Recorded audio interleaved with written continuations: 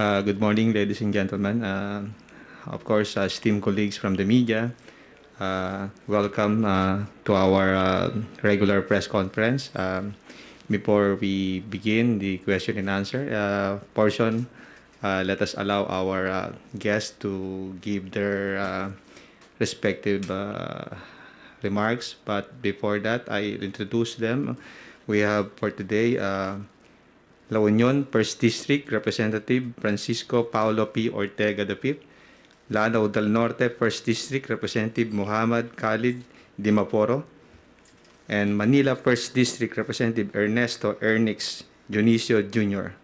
Good morning, sirs. Okay, sir. You can give your opening remarks.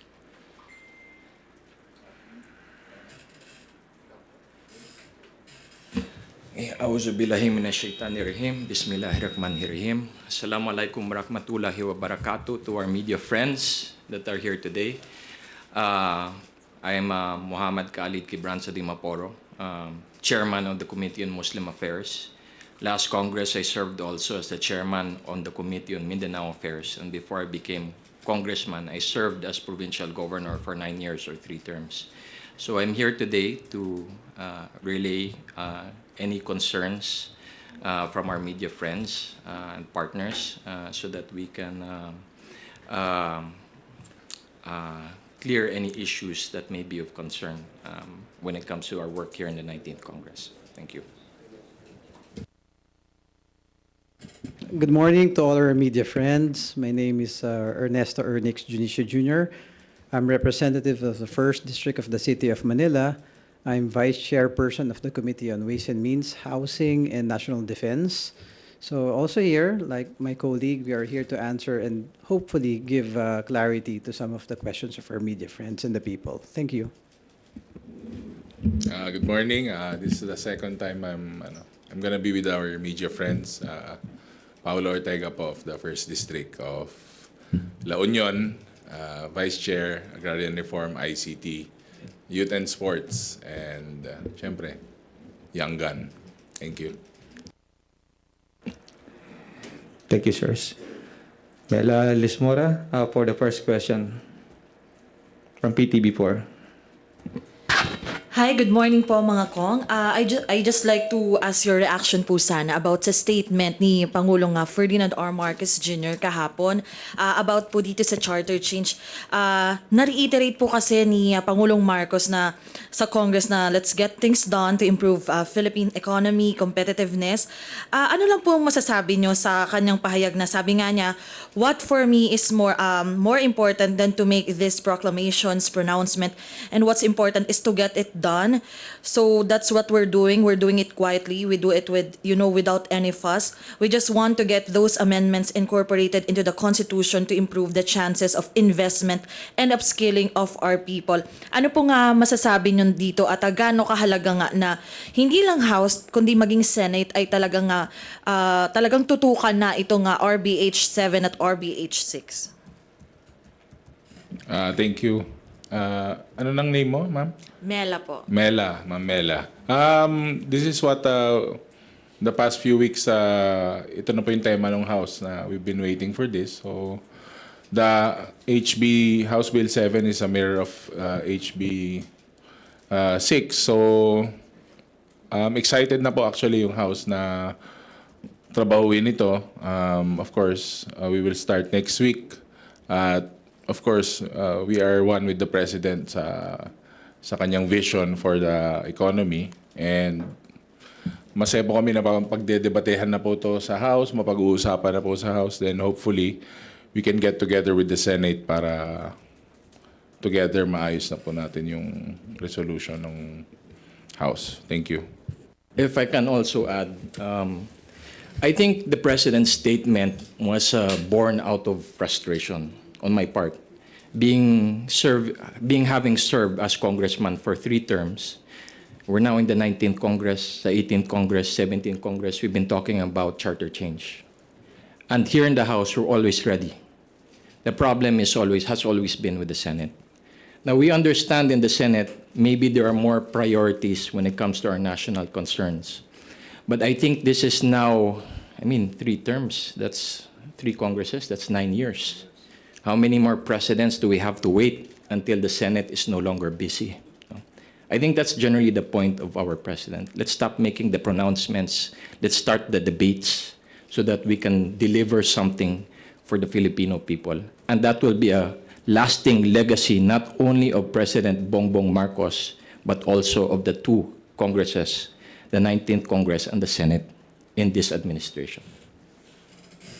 If I may also, ma'am. Ako po kasi parang yung presidente natin yan ang kapitan ng barko ng bansa natin eh. So the captain is speaking that ito yung kailangan natin to improve our economy. So I think hindi naman natin sinasabi na ito na gagawin eh. Opening the debate, we will have a clear understanding of everything that needs to be done. So in order to solve the much awaited na long na matagal nang hindi pa nagagawa, I think we should really start this eh.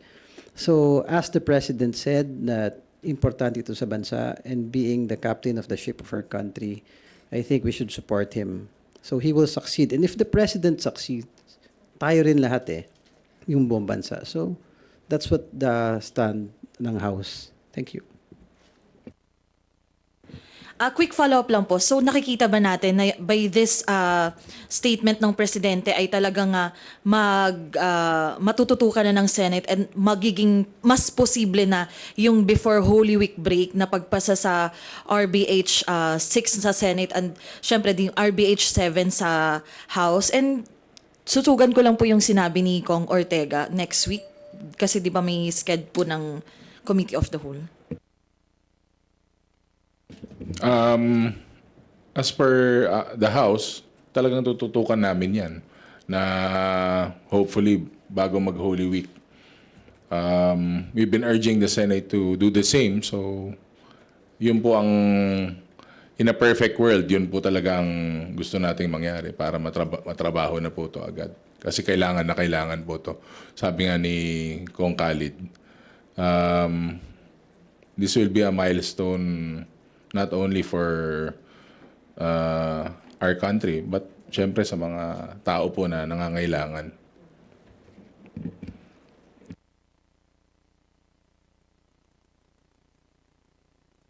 Thank you, sir. I'd like to acknowledge Billy Vegas of Abante Politico for the next question.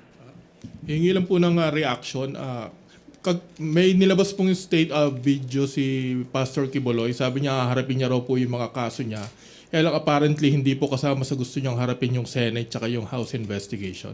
Your thoughts lang po.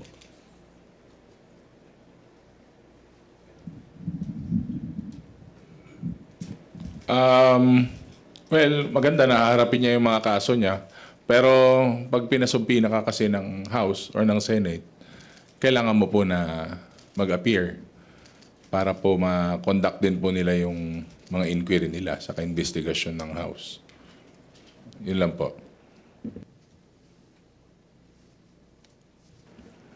Okay, sir. No more comment from... Okay, thank you, Billy. May I call on Isa Avendaño of GMA DCWD. Hello po, good morning. Despite po ng local support na mag-rejoin ang Philippines sa International Criminal Court, then in favor din po yung mga tao, base po sa surveys ng OCTA and SWS, na makipag-cooperate yung government natin sa ICC probe sa war on drugs. Kahapon po may statement si President Marcos Jr. naninindigan siya na Philippines won't cooperate po sa ICC. Any reaction po regarding po dito? Thank you.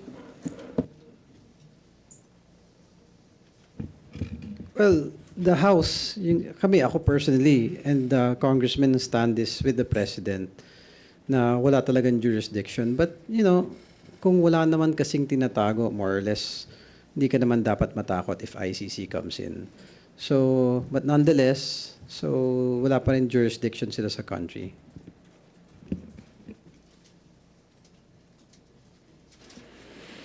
Okay. Congressman Ortega and Dimaporo, any reaction po? Personally for me, I think the stand of the President on the ICC not entering the Philippines is of the sense that our institutions are still functioning. But as far as whether or not there was, what do you call this,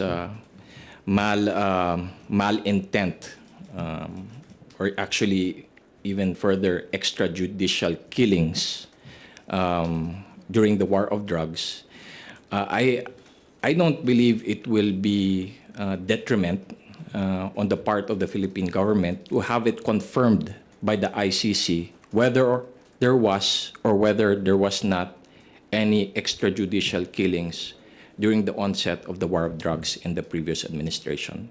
Just like what my colleague said, if there's nothing to hide, then why fear the ICC?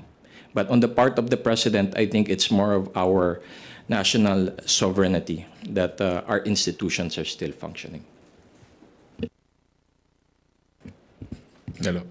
I stand with the opinions of my colleagues. We stand with the decision of the president, but we also respect yung survey po na lumabas. Siguro nakikita rin nila na kung may mga irregularities man o hindi, lalabas talaga dun sa survey yan. But again, personally, I stand with the decision of the president. Thank you. Big Simintak of Net 25, you're recognized for your question. Sir, going back dun sa RTH 6 and 7, sa inyo sa House, talagang dito po sa House, sa inyo talaga willing po kayo na trabahuin talaga yon. Pero sa Senado, kayo willing kayo mag-convince sa Committee of the Whole. Pero sa Senado, mukhang dinidribble pa nila kasi idadaan pa nila sa subcommittee. And they will conduct the roadshow consultation. So, madalas na naming tanungin. So, anong mangyayari na kayo willing kayo before the summer break ng session, tapos na yung RBH number 7 na pinatal nyo na mismo, inadapt na yung version ng Senado. So, anong mangyayari kung ganun ang actuation ng mga senador natin? May we know your take regarding this. Ako kasi sir, syempre district representatives kami. We are representing our provinces, our districts. Syempre, may mga consultations na po kami sa kapulso sa mga iba't ibang districts namin. So, if they feel the need for a roadshow, then siguro yun ang gusto nilang mangyari. Pero kami naman, nakababad kami sa districts eh. So, nakakausap namin regularly yung mga tao sa lugar namin.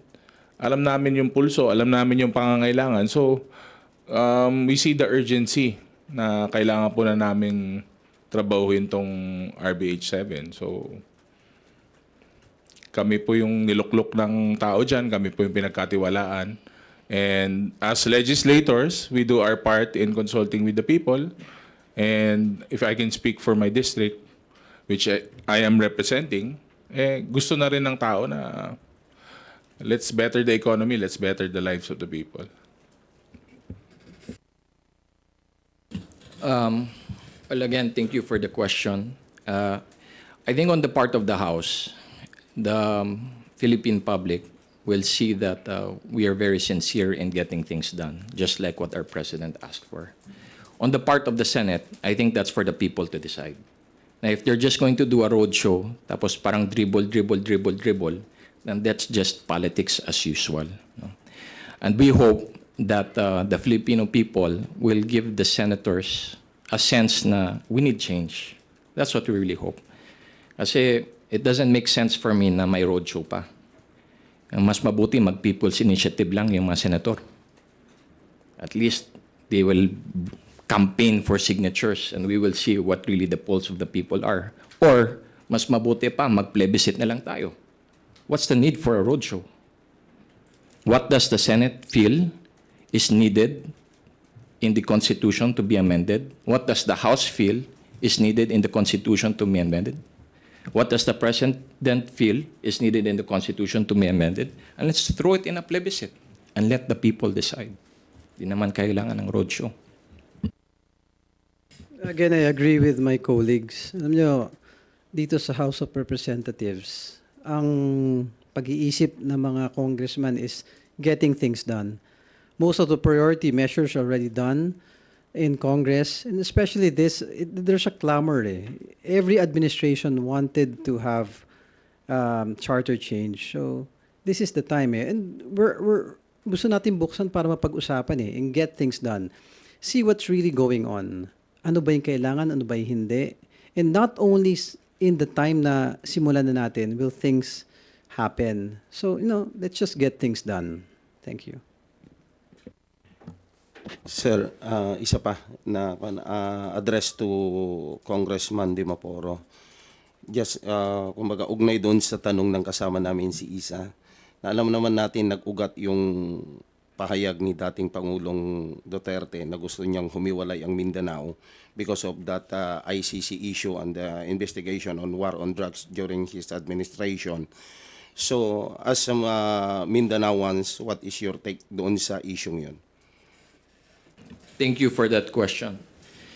Having served as the committee chair on Mindanao Affairs and now as chairman on Muslim Affairs, and also having served as a provincial governor of the province of Lanao del Norte for 9 years, Mindanao as a region was the poorest region in our country. Mindanao as a region is a war-torn region. Nahihirapan yung mga tao. But we have progressed over the years, even during the time, especially during the time of President Duterte. And it is continuing up to now under the administration of President Bongbong Marcos. The call for an independent Mindanao is a step backwards. So parang ang nangyayari, one step forward in terms of progress, tapos you'll call for an independent Mindanao, 2 steps backwards kami. That does not make sense. And we in the 19th Congress, specifically the Mindanaoan legislators, have organized ourselves to sign a manifesto. This manifesto is titled the Unified Manifesto of Mindanao Congressmen for National Integrity and Development. 53 out of 60 congressmen have signed this. And we are one with our president that we don't need to move backwards to the time of darkness in the region of Mindanao. What we need is progress and development. And we are unified in that stand. So I think the 19th Congress, it's very clear that we will not support a movement for an independent Mindanao. And I would appeal not only for us Mindanaoan legislators to take a stand, but also the local chief executives. San ba kayo? Our provincial governors of the region on Mindanao, do you really believe in moving 2 steps backwards to independence? San ba kayo atong mga municipal mayors, city mayors of Mindanao, barangay captains? Do you really believe that we need to take 2 steps backwards when our President Bongbong Marcos has promised us progress, is very sincere in ensuring that the peace agreement is being achieved in the Bangsamoro region para tahimik na ang mga communities namin? So I hope this call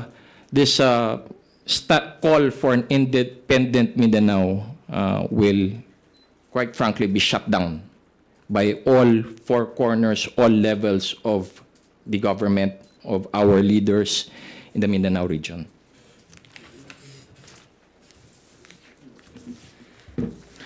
Thank you, sir. RG Cruz of ABS-CBN for his question. RG.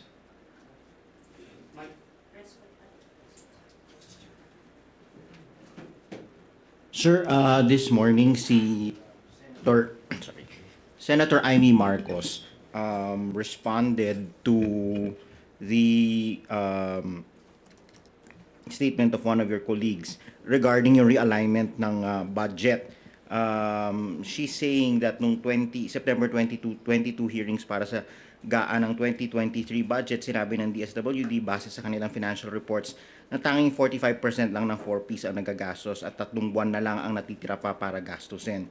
So she was essentially saying that The 5 billion peso AIX reduction, on the other hand, occurred after she recommended the Senate amount in the Senate version, but the bicameral conference committee removed it for lack of fiscal space post-COVID. So those amounts, that 8 billion pesos plus the 5 billion pesos, are perhaps, according to her, what some congressmen are referring to. What is your response to that? Sir RG, kanino galing yung From Senator Amy Marcos po. sino yung Kong na I think this is in response to Congressman Bongalon's statement yesterday. Oh, I haven't seen the statement, but Okay. bakit ngayon lang to lumalabas? Dumaan naman po lahat to sa rigorous na budget processing,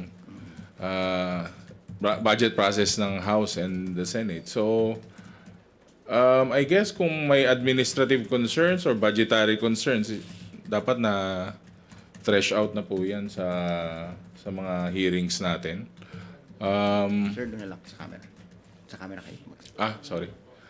Sana akong kinakausap yung mga tao face to face eh. So, I mean, it should have gone through the process, pero anything naman po na madali naman po magsabi ng ganito, madali po magsabi ng ganyan. So, if it's in the proper forum, then I guess we should talk about it para maayos yung mga different problems and concerns na ganyan. So, thank you. If I can also add, na yung mga ganyan na statements, I really would like to appeal to both houses, the House of Representatives and the Senate. As much as possible, we keep things professional. That, the Filipino people are deserving more of the usual marites, yung mga tabloids na statements. If you really want to know the answer to that, bring out the minutes of the BICAM. Malalaman namin. In the end of the day, the budget was crafted by two institutions, the House of Representatives and the Senate, and then confirmed by the President. So kung may sala dyan, we're all guilty because both houses signed off on it. It's that simple. Now, if you want to point fingers on where certain realignments come from, get the minutes of the BICAM.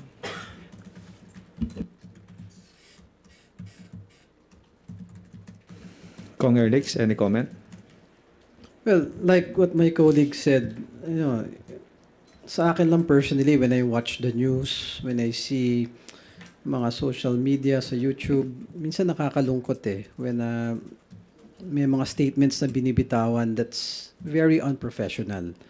Sa aking humble opinion, we have to keep things professional Pag tayo nagkakasundo and walang bangayan sa both houses, I think things will be done properly. We should really speak and give our opinions with cordial, maging magalang tayo sa isa, and let's work together. Again, the President and our Speaker really wants to get things done. So not until such time that both houses unite at mag-usap na hindi nag-aaway, I think mahirap kasing magtrabaho ng ganyan. So let's keep it cordial, magrespetuhan, and I think things will move forward. So again, tama yung sinabi ng mga colleagues natin, nasa record naman lahat yun So may mga sinasabing hearsay, opinion nito, opinion yan. Let's check the minutes kung saan talaga nagkaroon ng issue. Thank you, sir. Billy Vegas again, from Abante Politico. Ko lang po. May polls po ba yung House dun sa, kasi kagabi sinimula na yung divorce bill, absolute divorce bill sa plenary. So may polls na ba na mapapasa ba to? Kasi usually dito naman pagka sumalang sa floor, usually napapasa siya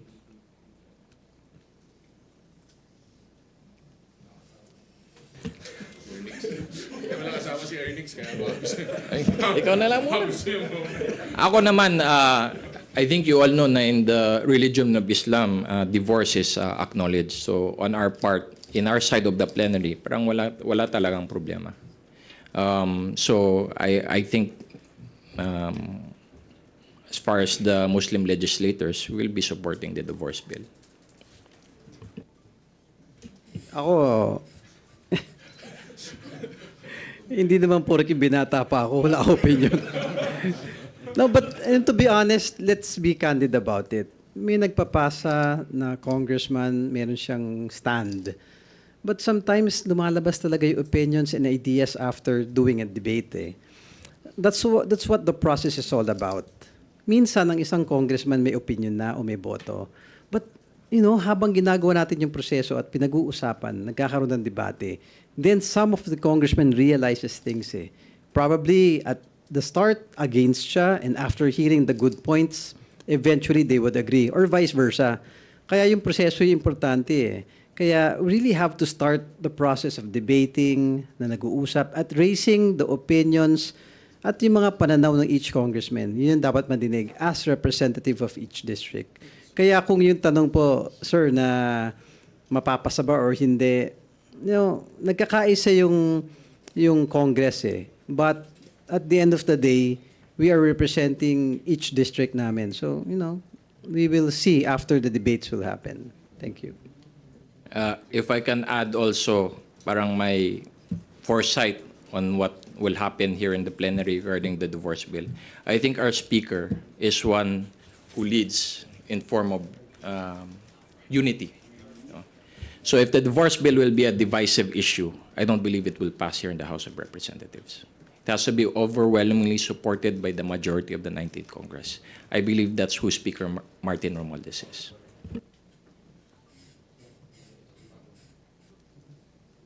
Ako, I can openly say what I will vote on.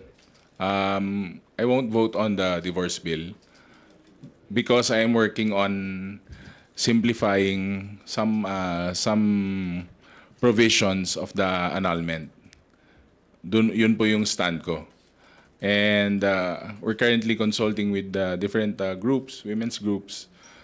And there are ways naman of simplifying the annulment process. Pero ako po, personally, as a district representative po, hindi po ako mag-vote in favor of the divorce bill. Thank you, sirs. Meron pa ba tayong tanong sa ating mga kasama sa media? Yes, ma'am. Last question. You're from? Admin Rich po, sa aking maliit po na channel. Okay po. Go ahead, ma'am. Tatanong ko lang po sa mga honorable congressman, kung sakali po na maumpisahan na ninyo itong debate dito sa RBH 7, ano po kaya yung duration nito na ito ay matatapos? At sa palagay po ninyo, kung sakaling magtagumpay din sa Senate, sakaling talagang sila ay mag-agree dito, at ano po kaya yung time frame na para ito po ay maisakatuparan, itong pag-amyenda ng Constitution ng 1987? Sa inyo pong lahat, ano po? The timeline is before the break. Pero syempre, we will have healthy debates and we will set the tone by Monday. But that's the target bago po mag-break ang Kongreso.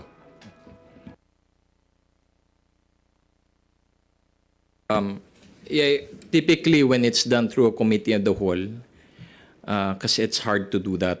If it's in individual committees, we can meet as many times as possible. Pero if it's done through a committee of the whole, na lahat kami nandyan sa plenary, I think time management would be an issue. So I think there will be a lot of homework within the leadership of the House to organize ano yung mga concerns ng mga individual congressmen. No? So if it will taken up via committee of the whole, I believe mabilis yan. And you will hear only the naysayers who have issues. And if those issues are valid, then the majority will probably relay their concerns to our leadership. But generally, I'm sure that the House will resolve issues quite fast. So if it's not going to be one sitting, baka two. If it's committee of the whole, maybe at the most 3.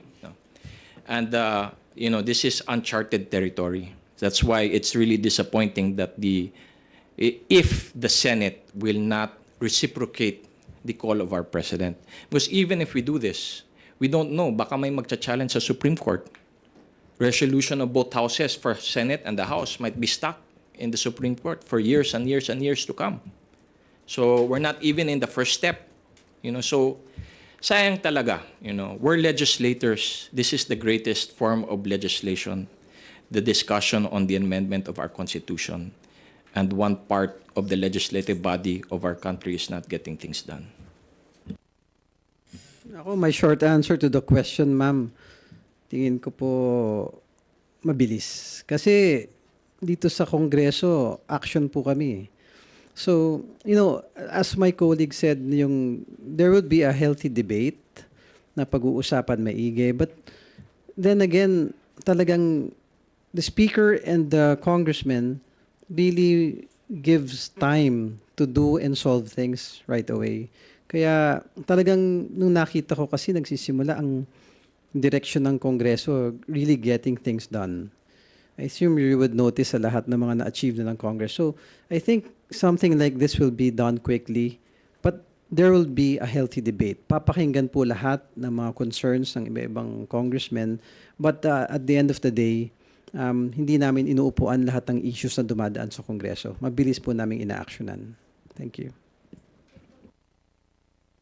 Just a short follow-up. We have to end the... Gusto ko lang pong hingan ng yung tatlong magigiting, mababait na mga congressman, mga gwapo pa. Ito lang po, kasi para po sa, napapansin ko po kasi yung aking mga followers, lahat po sila talagang nagsasabi na, ano ba yan? Bakit ayaw pa ng Senado? Naiinis na po sila talaga, sa totoo lang po. Kasi nakikita nila po na ang Congress ay talagang dito, masigasig na sundin po yung kagustuhan ng ating Pangulo. Pero eto nga nahahadlangan po ng Senado. So, pwede ko po bang hingan kayo ng convince us po? Ano po ba yung inyong sa maikling mensahe po?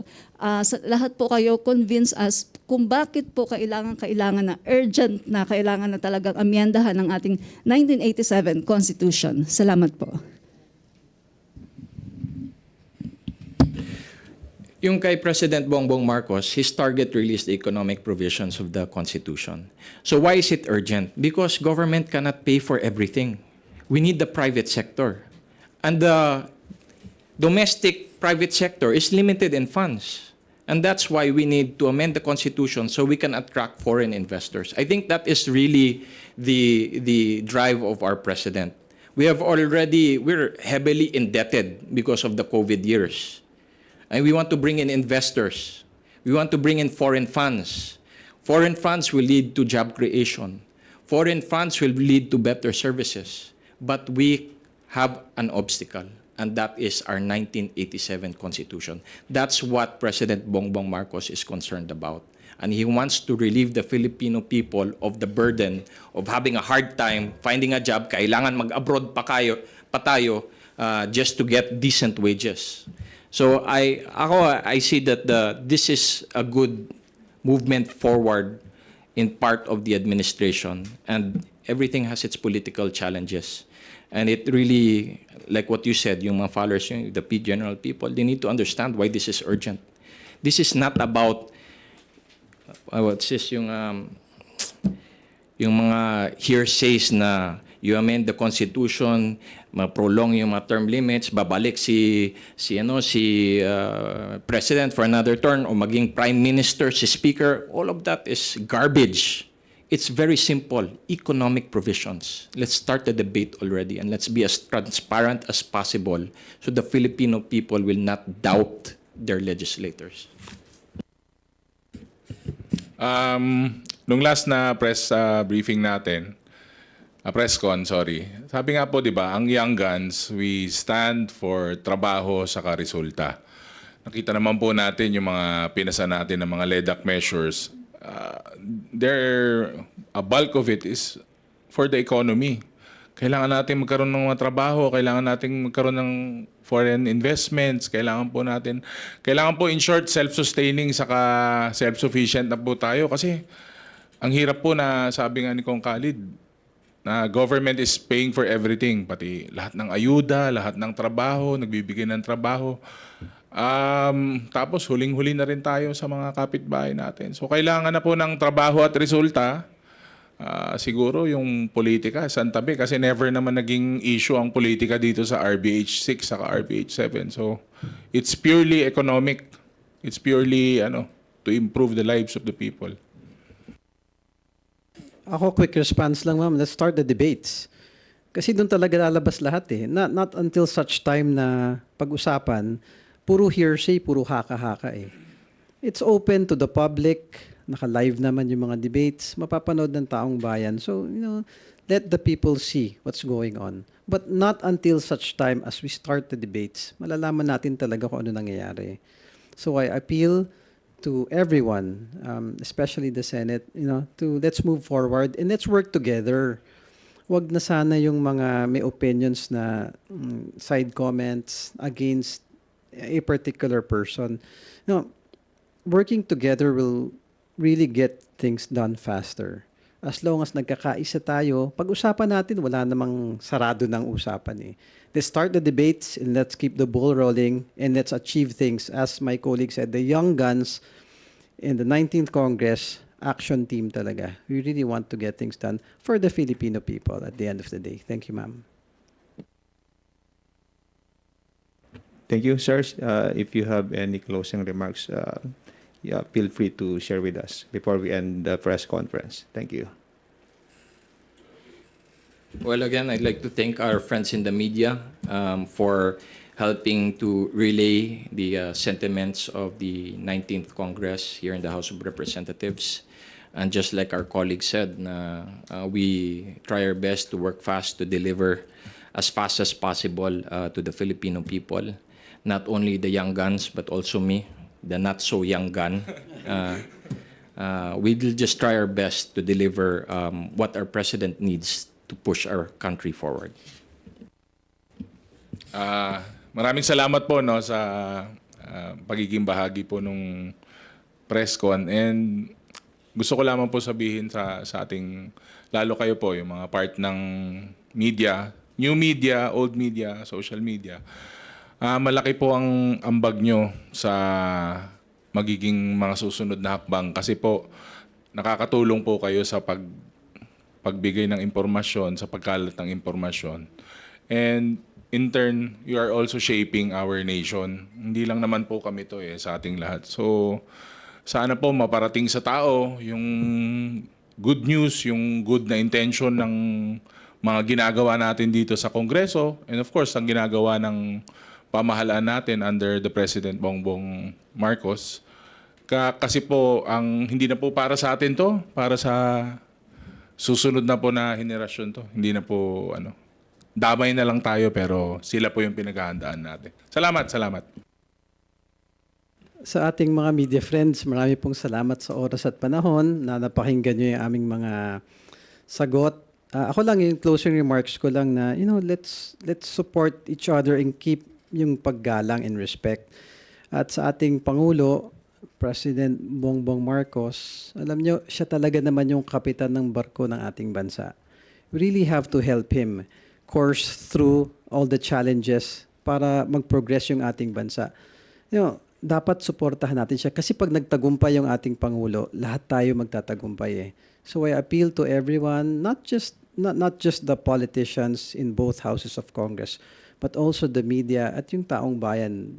Let's give our president a chance. Pakinggan natin siya. Now, the president is saying these things. Suportahan muna natin. May proseso naman eh. Nagdi-debate naman, lumalabas lahat ng issues. But let's put malice aside. Wag na yung politika. Let's put politics aside. Let's unite together and let's support our president para mas mabilis yung pag-angat ng ating bansa. Yun lamang po. Thank you. Thank you, Kong Khalid. Thank you, Kong Pao. Thank you, Kong Ernix. Thank you to everyone for your participation. Gusto ko sana sabihin, see you tomorrow eh. See you later na lang. For another press conference. Magandang hapon po sa inyong lahat. Thank you, sir.